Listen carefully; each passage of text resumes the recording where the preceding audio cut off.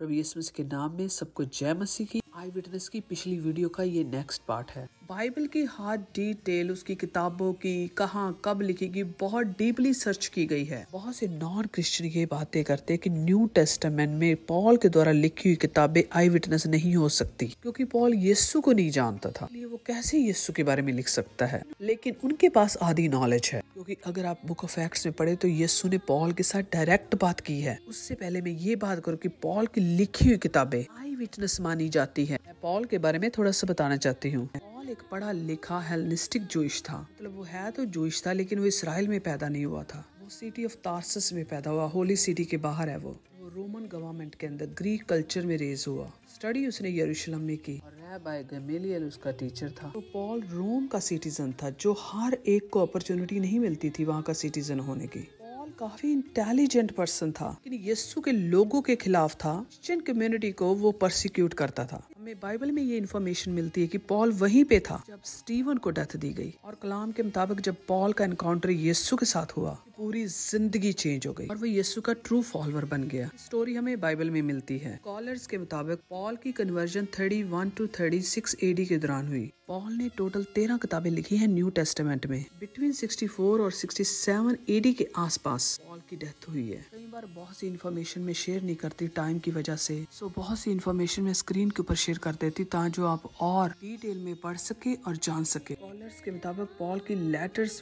बहुत इंटेलिजेंसी से लिखी गई। इससे ये पता चलता है कि वो हाईली ब्रिलियंट इंसान था। वो अपनी लेटर्स के अंदर अपने आप को इस बात के लिए आइडेंटिफाई करता है कि वो ही इन लेटर्स का राइटर है। कहा जाता है कि पॉल एक बहुत ही हम्बल मिशनरी था, यीशु की गुड न्यूज देने वाला। प्यार को वो वैल्यू देता था। ये इतने बड़ा चेंज उसकी जिंदगी में तब आया जब यीशु के साथ उसका एनकाउंटर हुआ। पूरी जिंदगी इस तरह से चेंज हो गई। इससे पहले ये ऐसा कभी नहीं था। यीशु के लिए उसने बहुत कुछ सहा। उसने कभी शादी नहीं की और पूरी जिंदगी यीशु के लिए गुजारी उसने। बाइबल का न्यू टेस्टामेंट का बहुत बड़ा हिस्सा पॉल ने ही लिखा है। पॉल का यीशु के साथ सिर्फ एनकाउंटर ही नहीं हुआ, बल्कि यीशु के चेले जो आई विटनेस थे यीशु के, पॉल ने उनके साथ काम किया है। पॉल ने कई बार उनके साथ ट्रैवल किया अलग अलग जगहों में। First eye witness account of book of Galatians by Paul in 53 during the life time of disciples. Yishu के डिसाइपल तब जिंदा थे। गलेशियन की किताब पॉल ने लिखी और इस बुक के अंदर वो बताता है कि वो 3 बार अलग अलग टाइम में डिसाइपल से मिला,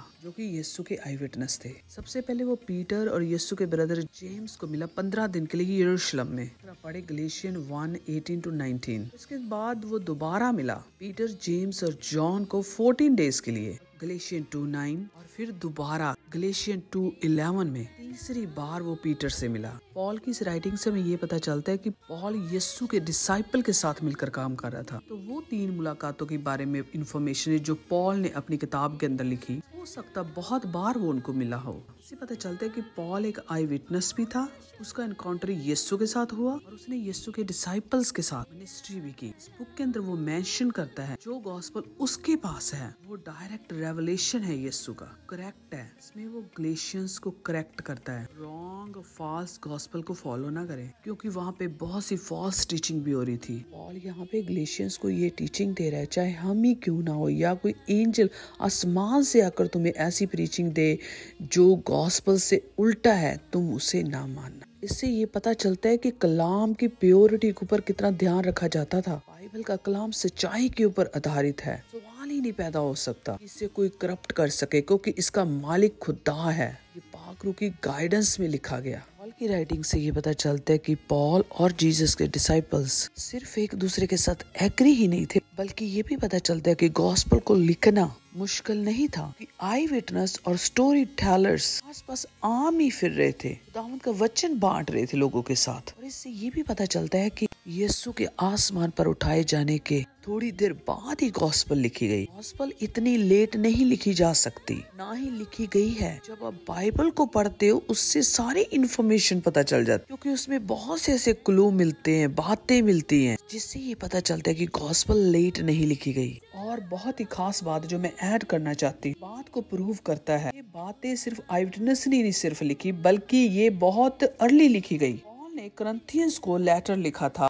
बाइबल में पढ़ते फर्स्ट करंथियंस 15 बाब की 1 से 9 आयत तक। इसमें पॉल करंथियंस को ये कहता है कि ये बातें मैंने पहले भी की थी जब वो वहां पे था उनके पास। वो कहते हैं कि जो क्राइस्ट है, he died for our sin, Yishu Masih हमारे पापों के लिए मर गया, गाड़ा गया और पवित्र शास्त्र के अनुसार तीसरे दिन जी भी उठा। जब सारी आयतें पढ़ सकते हैं, वो पैसेजेस हैं या वर्सेस है बाइबल के अंदर जो अर्ली चर्चिस के द्वारा दोहराई जाती थी, अर्ली चर्चिस की बुक्स के अंदर लिखी हुई हैं। इसे कांग्रीगेशन मेमोराइज करती थी और दोहराई जाती थी ये आयतें प्रेयर मीटिंग्स के अंदर, चर्चिस के अंदर। आज भी ये अराउंड द वर्ल्ड लोग इस क्रीड को दोहराते हैं, मतलब इस कन्फेस करते हैं इस फेथ को। वर्सेस को ओल्डन क्रिश्चियन क्रीड बोला जाता है। अगर आप स्टडी करते 2nd सेंचुरी या 3rd सेंचुरीज की किताबों को, चर्च फादर, चर्च प्रीचर्स के द्वारा लिखी गई, के अंदर ये क्रीड बोली जा रही है चर्चिज और प्रेयर के अंदर। उन्होंने ये सारी कहाँ से ली है? 2nd 3rd सेंचुरी में तो वो ये यूज कर रहे हैं वर्सेस कन्फेशन के लिए यूज की जाती थी उन लोगों के लिए, वो यीशु के पास आते हैं, टीचिंग के लिए यूज की जाती थी। इट मीन ये बहुत देर पहले लिखी गई है। ये तो भाई उनकी आम किताबों के अंदर लाइब्रेरीज में पड़ी मिली है जो 2nd और 3rd सेंचुरी में लिखी गई है। वो पॉल के लिखे हुए कलाम को यूज कर रहे हैं, उन वर्सेस को यूज कर रहे हैं। इट मीन उनके पास ऑलरेडी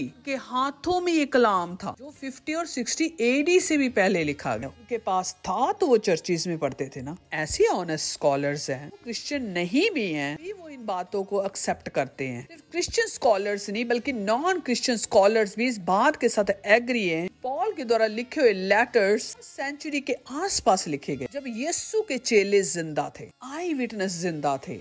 स्कॉलर्स इस बातों के ऊपर आर्ग्यू करते हैं, कोई कुछ कहता है, कोई कुछ कहता है, बल्कि उनको अगर देखा जाए तो उनकी समझ ही नहीं आती। सबूत ढूंढते फिरते कभी उस कॉर्नर में कभी इस कॉर्नर में, ये प्रूव करने के लिए कि कोई ना कोई गलती मिल जाए। अब कई ऐसे लोग हैं जो एंटी क्रिश्चियन या एंटी बाइबल हैं, लोगों के लिए ऐसे लोग बहुत बेनिफिट है। मतलब ये नहीं कि हम उन स्कॉलर्स को पकड़ लें, एंटी क्रिश्चियन है ये जो एंटी बाइबल है, इससे कोई फर्क नहीं पड़ने वाला। आपने अपनी साल्वेशन लूज करनी। आप एक ऐसी जंग के मैदान में खड़े हो जो यहाँ पे आप लूज ही नहीं करेंगे बल्कि खत्म हो जाएंगे, क्योंकि खुदावंद का वचन कहता है कि एवरी नी शैल बाउ बिफोर जीसस। इससे ये पता चलता है कि ये बातें बहुत अर्ली लिखी गई हैं और पॉल एक आई विटनेस था। अब जो 5वीं किताब है प्रेरितों के काम, एक्ट्स, का राइटर है लूक। बहुत से लोग ये कहते हैं इसके अंदर बहुत से ऐसे पैसेजेस हैं जिसके अंदर वी मतलब हम इस्तेमाल किया गया है और कुछ पैसेजेस में दे मतलब वो इस्तेमाल किया गया है। लोग कहते हैं कि इसके लगभग 2 राइटर्स होंगे या कोई और है, लेकिन बहुत से टेस्ट के बाद ये स्कॉलर्स ने बताया ये बुक एक ही पर्सन के द्वारा लिखी गई है, क्योंकि दे और वी के पैसेजेस की सेम ही राइटिंग है, जिससे ये पता चलता है कि इसके एक ही ऑथर है। दूसरी बात ये है कि उस टाइम के जो नॉन बिब्लिकल हिस्टोरियन थे उनकी बुक्स को, मैन्युस्क्रिप्ट्स को स्टडी किया गया, उन्होंने भी और दे का इस्तेमाल किया हुआ था। सो अकॉर्डिंग टू स्कॉलर्स ये उस टाइम का स्टाइल था लिखने का। और फिर इसके अलावा और भी बहुत से टेस्ट उन्होंने इस बुक के किए और ये बड़ी खास किताब है जो क्रिश्चियन चर्च की हिस्ट्री है। इसमें आई विटनेस का अकाउंट है, किस तरह से उन्होंने खुदावंद का प्रचार किया और यीशु की टीचिंग को आगे लेकर गए। जैसे मैंने पहले भी बताया कि इसका जो ऑथर लूक है वो पॉल का कंपेनियन था, उसका साथी था। स्कॉलर ये कहते हैं कि लूक यीशु के टाइम में भी था और यीशु को वो जानता था। लूक और पॉल यीशु के दूसरे चेलों को भी जानते थे, उनके साथ मिलकर उन्होंने सेवा की कि आपस में बहुत सी मीटिंग्स हुई हैं। सारे आई विटनेस थे, स्टोरी टेलर थे। सोचने वाली बात है, यीशु के चेले, यीशु के शागिर्द पास ही प्रीचिंग कर रहे हैं, शहरों और गाँव में जा रहे हैं, चमत्कार हो रहे हैं उनके द्वारा। पॉल भी उनके साथ मिला है, साथ बातें कर रहा है, उनके साथ कलाम डिस्कस कर रहा है, उनके साथ मीटिंग कर रहा है। ऐसे तुम सोच सकते हो तो कुछ पता ही नहीं है, पॉल की बातें मायने नहीं रखती। इसका मतलब ये है कि आप लोग जो ऐसा सोचते हैं वो माइंड से सोचते ही नहीं है, वो ऑनेस्टी से खुदावंद के वचन को एक्सेप्ट ही नहीं करना चाहते, ऑनेस्ट ही नहीं हो सकते। क्योंकि अगर वो ऑनेस्ट हो जाएंगे तो उनके अपने बहुत प्रॉब्लम हो जाएंगे। क्योंकि जब मैं अपने आप को उनकी जगह पर रख कर सोचती हूँ फिर मैं ऐसा ही सोचूंगी, मैं ईमानदारी के साथ, सच्चाई के साथ सोचती हूँ, ये सोचती हूँ जो मैं बोल रही हूँ यही सच है। झूठ को सुनोगे तो झूठ तुम्हें कंट्रोल करता चला जाएगा, इसलिए झूठों की बातें ना सुने, खुदावंद के सच्चाई के वचन को एक्सेप्ट करें। तो हिस्ट्री या साइंस कोई भी कुछ क्यों ना कहे, चीजों से मुझे कोई फर्क नहीं पड़ता। खुदावंद का वचन हमेशा सच है, जबकि ये सारी दुनिया के सोर्सेस खुदावंद के वचन को सपोर्ट करते हैं। ईमानदारी से इस बात को सोचें। खुदा तो किसी भी टाइम में किसी की जिंदगी को जब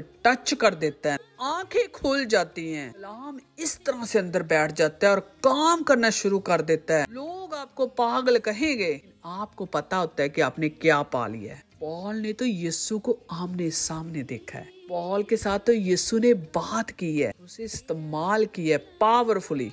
कैसे पॉल की गवाही को इग्नोर कर दें? वो एक आई विटनेस है की वजह से दूसरे लोग शैतान कांपते हैं, डराते हैं, चाहते नहीं कि उनके लोग इन चीजों को पढ़े। इससे पहले वो पढ़े, वो अपने बच्चों को, अपने लोगों को धर्म स्थानों में के गेस्ट पढ़ाना शुरू कर देते हैं, माइंड वॉश करते हैं। जो ईमानदार है ना वो समझ जाते हैं। पॉल के थ्रू पाक रूह ने तो बाइबल के अंदर धमाल कर दी है, कमाल कर दी है। जो वचन उसके अंदर लिखा गया ना, इंटरप्रिटेशन की यीशु की बातों से कोई सवाल ही नहीं रह जाता। इसीलिए तो दूसरी कौमें पॉल से बड़ी दूर भागती हैं। बाइबल की तो हर किताब ही जबरदस्त है, चाहे वो पुराना ऐतनामा है और चाहे वो नया ऐतनामा है, वो गॉस्पल है चाहे वो बाइबल की न्यू टेस्टमेंट की पत्रियां हैं। यीशु को वो जानते थे, कैसे हो सकता है आई विटनेस ना हो? बाइबल का जो न्यू टेस्टमेंट है आई विटनेस ने लिखा है। ये तो मैंने उनके रिलेशनशिप की बात की है, आगे मैं बताऊंगी कि और भी बहुत सारे तरीके हैं जिससे टेस्ट किया गया कि बाइबल का न्यू टेस्टमेंट आई विटनेस के द्वारा लिखा गया। मैं जल्दी आपके साथ शेयर करूंगी आई विटनेस टॉपिक के अगले पार्ट। प्लीज वॉच करें और शेयर भी किया करें वीडियोस को।